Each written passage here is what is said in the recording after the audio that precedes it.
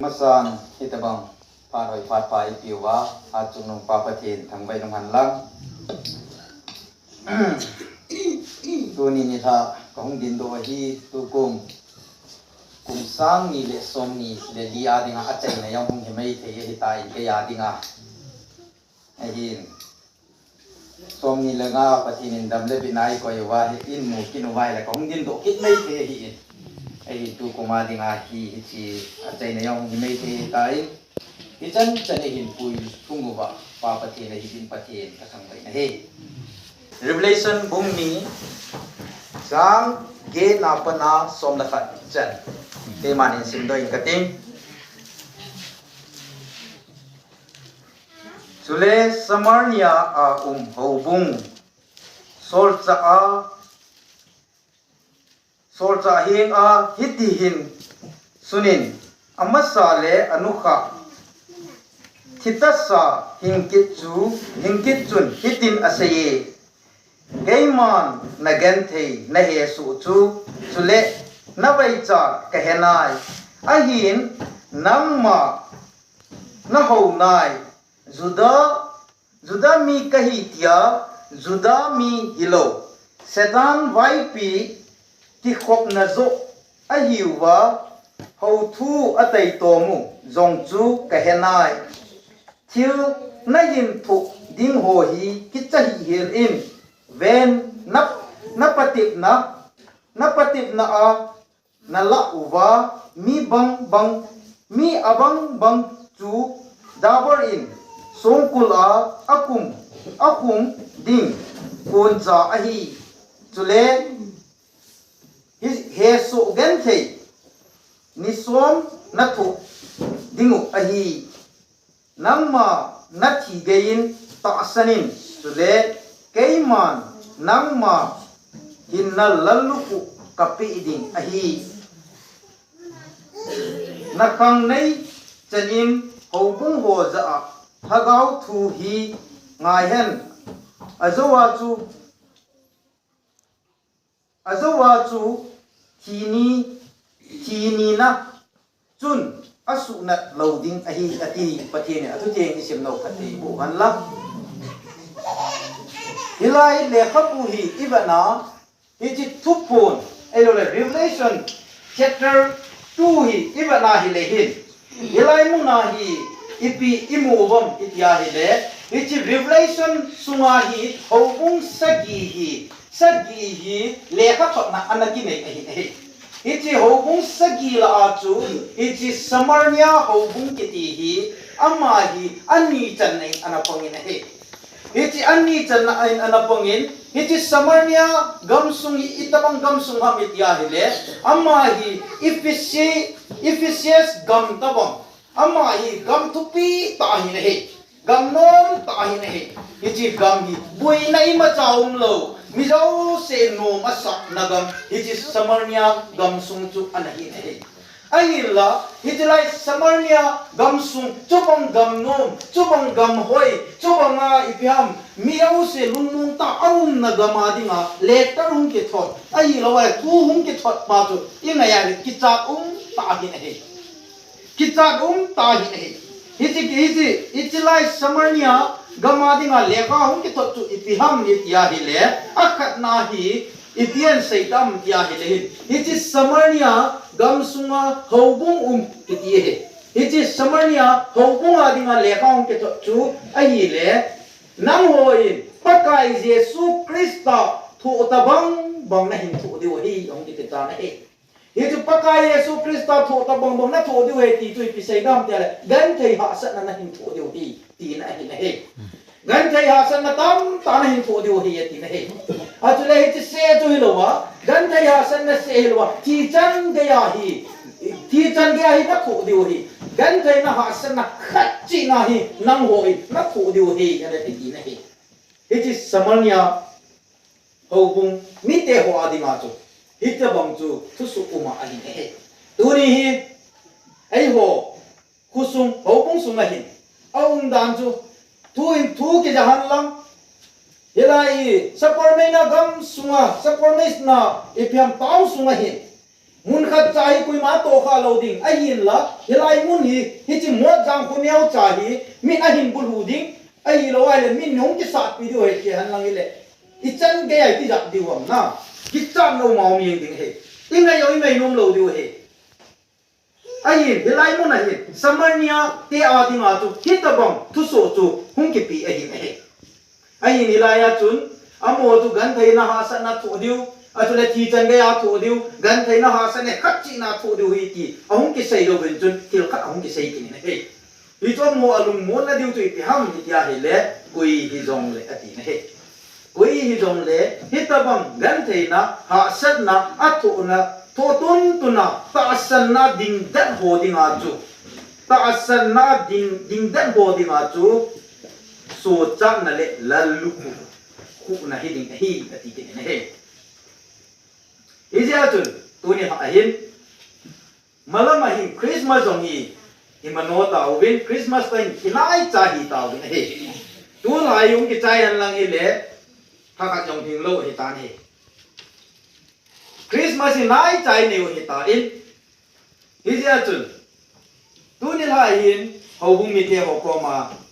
ki neo ka do nom hi a hi a hi le hi chi nim ku ma yong chun kana sai ta na he yet điều không yet lâu điều không bằng thế thôi tu cùng Christmas si nangin iti nalam tu ding ham ai lo ai le Christmas si nanga dinga itabang hiding ham ti hi inati dia lo ka dei se he aji chu Christmas ki ti hi mi te hoi da tom throughout the Bible history na Bible la hui bana hi le hin mi hin Christmas si lam ja chomin analam tu win he kia ngoi chi moi na kia ngoi chi no wa chen Christmas tu ya za win ki pa na in analam tu ni hi atule helaya iti solam mi chi moi Christmas hi iti analam tu wam kyan amo in thil pi nai analam tu ni hi heron leng pa in Christmas hi iti analam tu am tia hi le tur kha ne analam tu ke ni hi atule iti se tu Halloween helaya Israel mi te ai lo le Jerusalem mi te Jews mi te ho chun iti Christmas hi iti anagal da nuwa iti analam tu wam iti ya hele amo in lungjin na hoisat na in Christmas hi analam tu he ai ama wa at ta'san ho pakai Yesu Krista iti now sen ping ta'san ho ading awang chu iti Christmas hi so chat na le la na he Hiji adu tu ni ha phat da hin. Ho bu mi te ho si ka tim na nom hi. Tu kum Christmas si so chan na le lan lu khu na ding in ai ho in lam tu gu te ti ka tim na nom e. Hiji adu tu ni la a hi. Topic tu pia ka hin ta la nom choi hi a hi le. Ta san zo si a dia hin na le lan lu khu na a hi. He. Hiji tu ni ha topic di wei. Samarnia gam sungahi hetem chun nasata in buina hasat nahi hungrung din nahi a amma hoi ana ger jing layu ana tija jing layu wachun helai muna chun amma ho adinga so chan na ding pen chu ipiham hijaile hichi hung pe now lengpa Jesus Christa chu anahi nahi amma tu puya apa asana amma tu ta amma ta asana ko na kilin lo itabangin gan thaina ha san no man lang itabangin ipyamin suboyan lang thajing jong le hichi amma hichi now sen chuma ta asana nei chana chu amma tu ta sai ji yong le hagawa ding ding hi hichi chu am ho adi ati ne na ne hi AD 55 kumen ilai Samarnia iti mun mama achun iti Polycarp iti mi pa an omine he ama chu ilai Samarnia achu bishop ani in ama in ilai muna bishop na ada to jing lai chun hedin chun ama hi ipyam pathina ha mita khan ani ne he ama hi pathina ha ahi in ama hin ipyam tildang dang sanga hi leng le lal hol lung a hol pon a yin ama ni pathin lung bo hi an hol jing a hi hitin chun hilaya zon le ka sut revelation a hi in sim do wa chun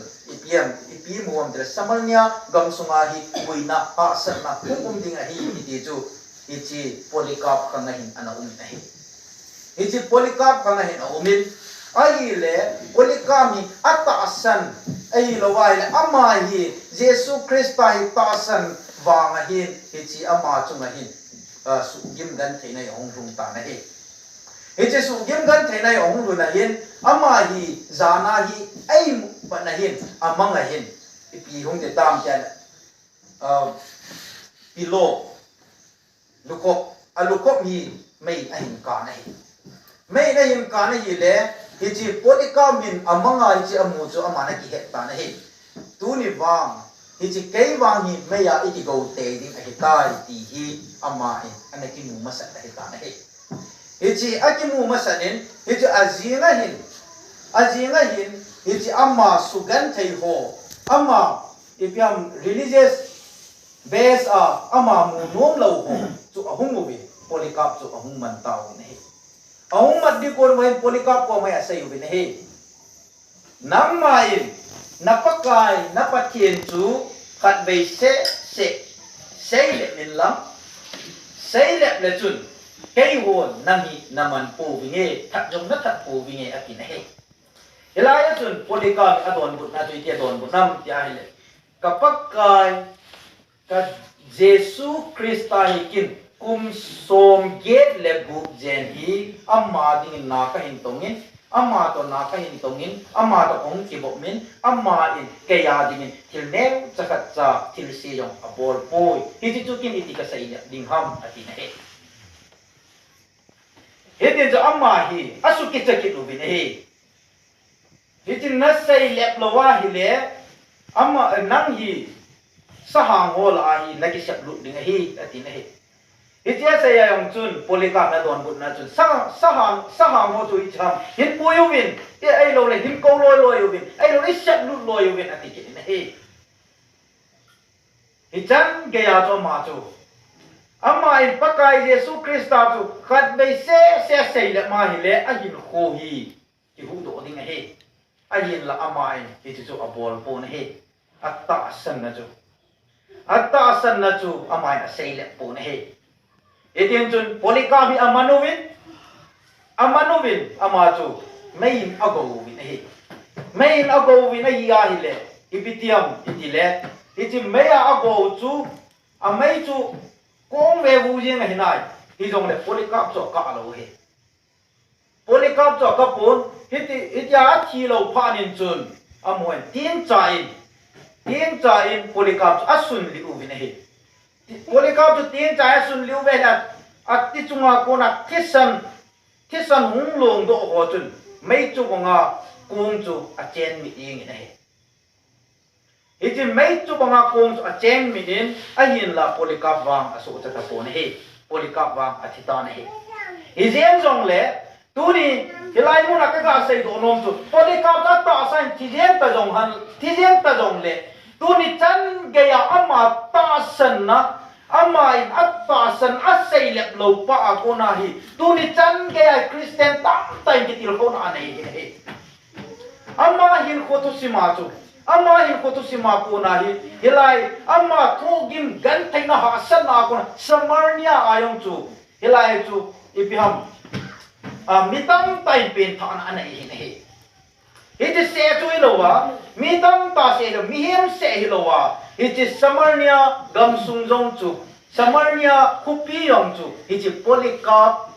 ji a tu that thei chak hin he tuni hogum mi te ho tuni nang ji a jong ichi mo jang ho bung hi phat thei chang thei hi tuni nang ta san ji a jong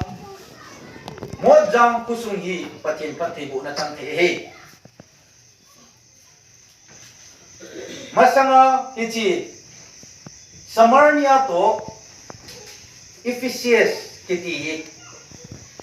35 miles bawa hi ho na hi in amani hi gamnom pe na ki ti chu Ephesus muni anahi na hi ayin la tu hin Ephesus muni nial di leila om ta in ayin tu chan ke ya hi it is Samaria kiti gam hi Turkey om ta in tu hin Samaria kiti tapoi Turkey kiti ta in hi jong le hilai ku kiti gam hi amai tui khang len pa mai koi te no min hilai ku gam nom ta ne hi chu itia hung ki itia pana hi ta banga gam nom ki son da polika min agin tu do nia pana gam chung khang to hin he tu ni patini nang le ke jo mi hem isopi isangam iu inau te se lo gam sung khan to na dingai hi man cha mai he tuni patinin nang le kei hi ama ta san na apuna ikili lo ding hi ade hi ne polika panga hin kho mang dinga hi pathin ide hi tuni nang le kei ko na hi polika panga ta san na kiling le lo dinga hi pathin ko hi ne tu la hi ai ho ko ki society sung hi bana hi le ta san na hi ikiling le hi mu ne hi hui anu na hi le bopung khat tu hilang a on bonga hi hui kinun nun lang a on ni um tao hi nei I best du pa Bible hi nei Bible ai best lo wa mun chom til dang dam hi ta san wa hi le hi ta san chu that jo lo ding hi ji ai polycam hi til dang that a best po nei amai a best pa tu pham de paka Yesu Krista amai anung azui pa amai kum som get legu anaki bo pipa fu bo angai ahi he tuni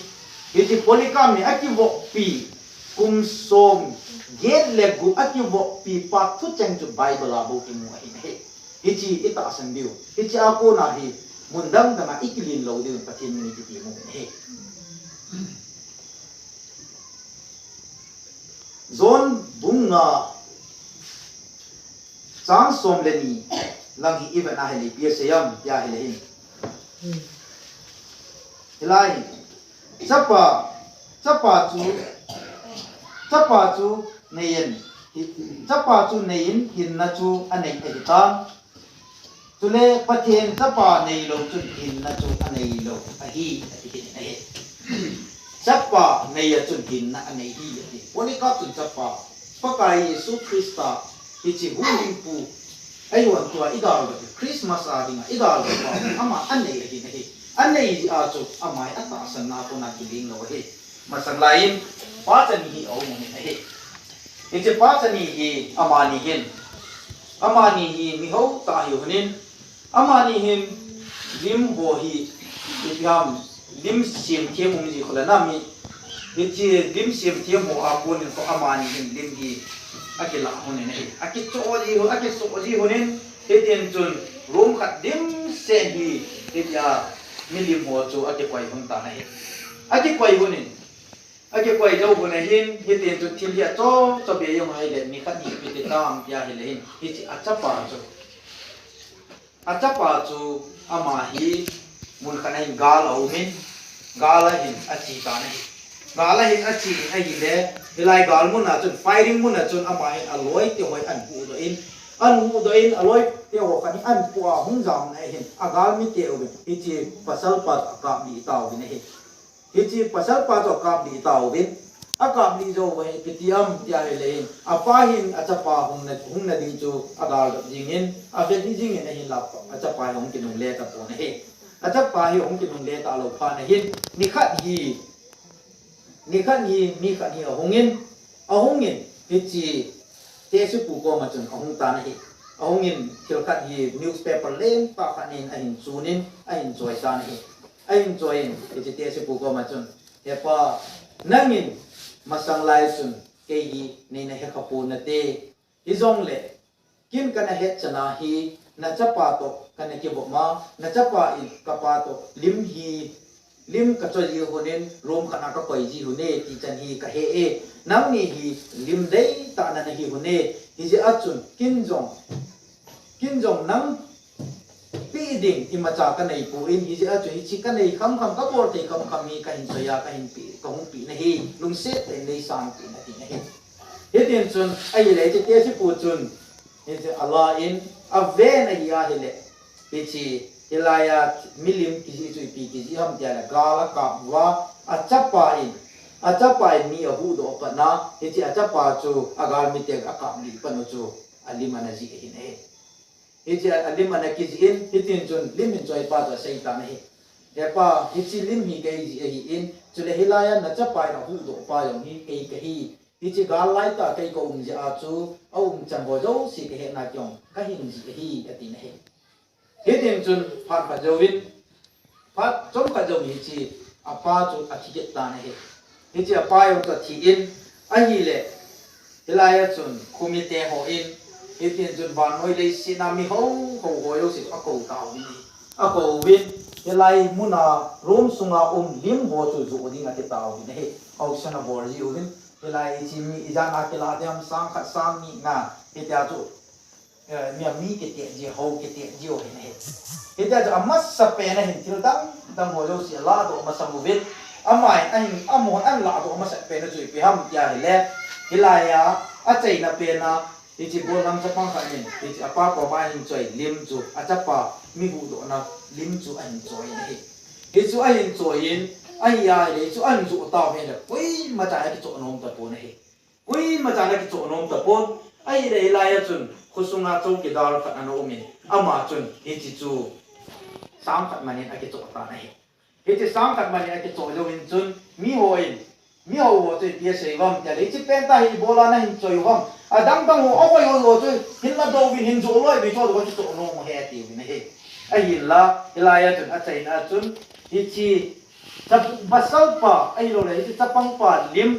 na frame pa chu hi to ki dar pa ke cho pa na chun hi chi thil zo chu ani chai tai ti win he hi pi ji nam kya hi le hi chapang pa apa chu athi ma sanga chu kui hi dong le ka chapa lim mi anaki chu ma sat pen chu asunga thil hoi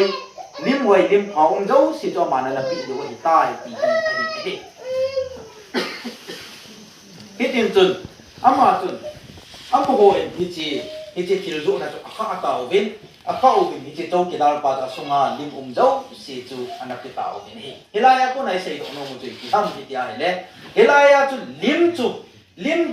lim hoi lim pha rom sunga ho chu ipidi ma hi chi to ki dal pa chu chang ham tia ama sa pe na chapa lim chu aki to pa na chu chang hi nei chuni nang la ke yong hilai wana lalu ku na ding le wan ga mi so chan na ding a chu ipi ngai am tia he le tua hung ding pakai Yesu Krista Bethlehem hung pen hi chi nau cha chu ine ya mai he hi chi nei na ding a chu ipi ngai am ta san na ngai ne he hi chi ta san na ngai na chu ipi ngai am tia Bible ai ki bul pu ngai ne he hi chi achun tu ni la hin pa chau ta ka hin la lo ding hi tai second ni kan la ki chai ding hi tai hilaya polikami anatasan anamuchin anahejit tu ibyam de pakai Yesu Krista ai hozala hi Calvary cross a humpi pa amai atasan na ahejit na amuchin ja tu amai tasan na ko na kiling lo ai hi atun tuni hokung mi te ho zo si sang ni le som ni le li ki chai ding hi tai tu kuma hi masangai na bol lo wa masangai na zui lo wa tu kuma pa na hi na satai ke pa no wa tule ichi ponika pa ma hi hin ko imanu wa ichi nau cha hi ai ho hin jong ikisan ai lo i he lu hi mo sia he lo wa la lu ku na i nei di wi i dei sa ni ichi chun tu ne ha hin ha chu kan sau la tim tan hi jong le ke ngai da mutin ni mi na yala se kil se bar ma ke ngai da mu di se kho ma la ka tin bon te rim phate bu ta han ka ke pa e